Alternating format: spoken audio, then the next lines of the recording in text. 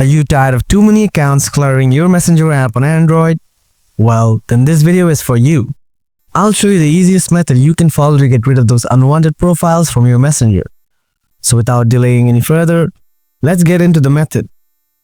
First, what you need to do is open the Messenger app. Here you will see a 3-line icon on the corner. Click on it, then tap on your profile. Now in here, find the account you want to delete. Drag the account to the left. Now you will see a trash can icon. Click on it and this prompt will appear. In here, select remove and that's it. Your unwanted account is deleted.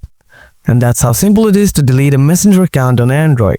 Quick tip, don't forget to save your password somewhere safe before deleting any accounts.